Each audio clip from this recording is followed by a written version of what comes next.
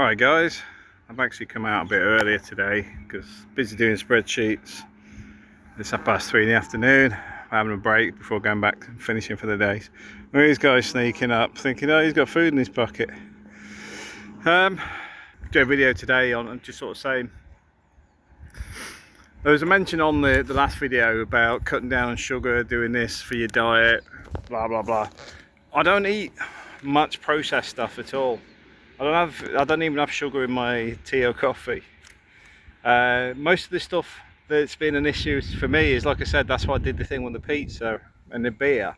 And when you realise it's taking nearly a week, a working week, let's say 4 days to get rid of the pizza, etc., you start to see why it's quite easy to have retention. Because my issue is actually I sit at a desk too much, because most of my work I do is spreadsheet based, most of it's data based. So I don't burn as many calories as I should do, which is why when I start to come to the park every day, going to the gym in the evenings, it comes off quite rapid.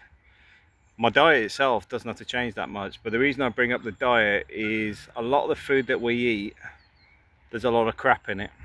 And the reality is, a lot of this stuff, even if we're eating the same food for the last 40 years, the ingredients have changed even if you're still buying the same food. I seen something interesting yesterday. I think it was something like 86% of food in the 80s in the UK was from raw ingredients. Not raw as in eating it raw, but you'd actually peel a potato, you'd peel a carrot, you'd actually do the work yourself. Now, why it's relevant is when you get a potato, a sack of spuds would last about a week. It starts going bad.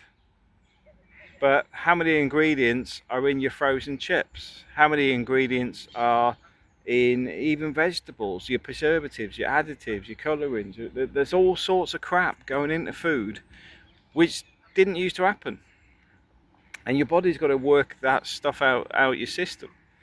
So my diet itself hasn't changed massively. I mean, it's different when I'm in Spain because April cooks a lot and she likes to mess around with food, not in a bad way. She just likes making lots of different types of things. Where here, I'll eat once, maybe twice a day, and like today, it was 2 pieces of chicken breast and a little bit of rice. That's it. A lot of time I don't even have the rice. I throw in some veg instead. So it's not to do with what I'm eating now, because like I said, a lot of the stuff I've gone back to my basics on that anyway. It's more to do with being more mobile. Hence, I'll walk in the park 2-3 times a day. I'll go to the gym every day. Even when I'm tired, I still go to the gym. And now I've got some problems with the car, I'm having to walk to the gym, so I just keep on moving. And that's it in a nutshell. One of the things I'm starting to do now as well is start to develop what I'm going to do next. I'm still looking at job roles, but the reality is my EPA endpoint assessment for my level 7 strategic leadership course is up next month on the 30th, at the end of next month. Hopefully I'll pass that, no problems. But that then will allow me to get my chartered management piece with CMI. That degree tied with my experience then allows me to move for my MCPC, also upgrade my membership to the Institute of Asset Management to Fellow of Institute of Asset Management, along with going for my RICS as well. If you're in the industry, you'll get why it's important to have all these little tick box things, but it's also the access to the stuff that's in each one of those as well. As an organisation, they've got a lot of useful stuff. So I'm still plodding along, pushing forward. Obviously got the talk at the start of next month as well, so see how that goes. That's going to be quite an interesting show anyway. It's the innovation show on the 3rd and 4th. Was it 3rd and 4th or 4th and 5th of June? But either way, that'll be an interesting one and a good opportunity to share some knowledge and meet some new people. So I'm sort of pressing forward. Channel seems to go slow, but this is the problem where society dictates everything moves at 90 miles an hour. Reality dictates it's much slower than that.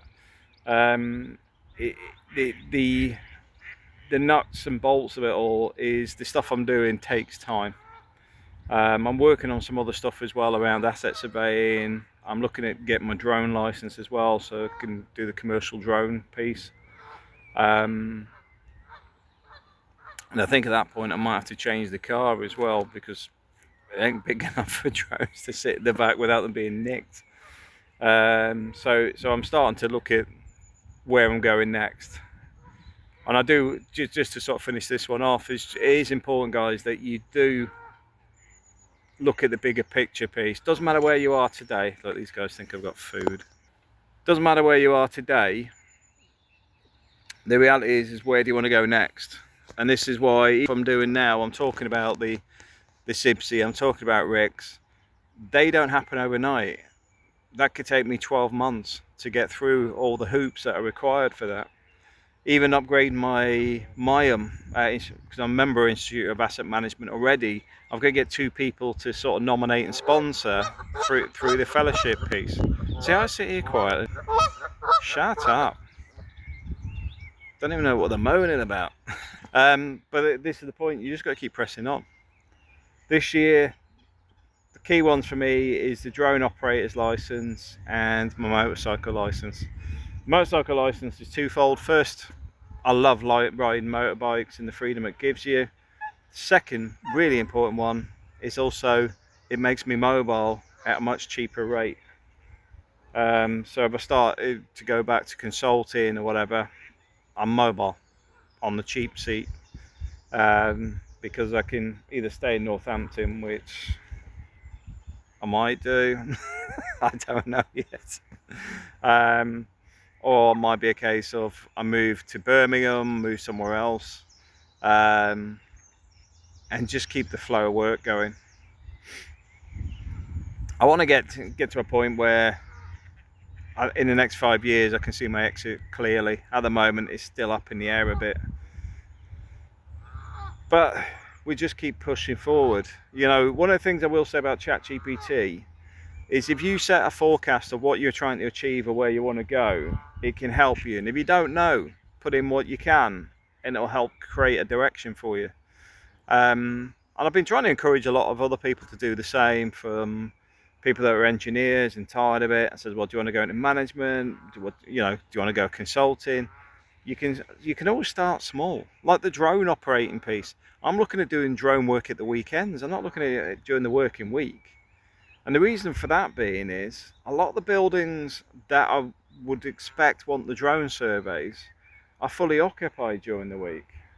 So when you're talking health facilities, education facilities, etc., the best time to do them is when nobody's in them.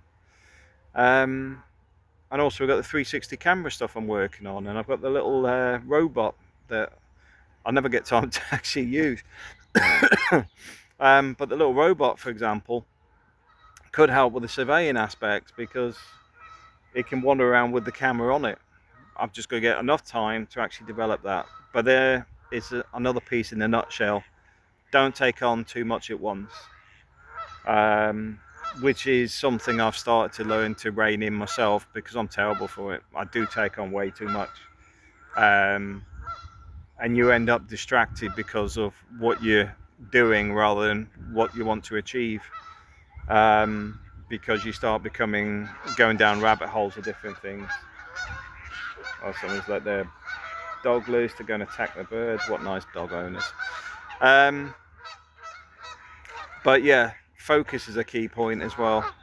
Keep focused on what you want to achieve and when you want to achieve it by.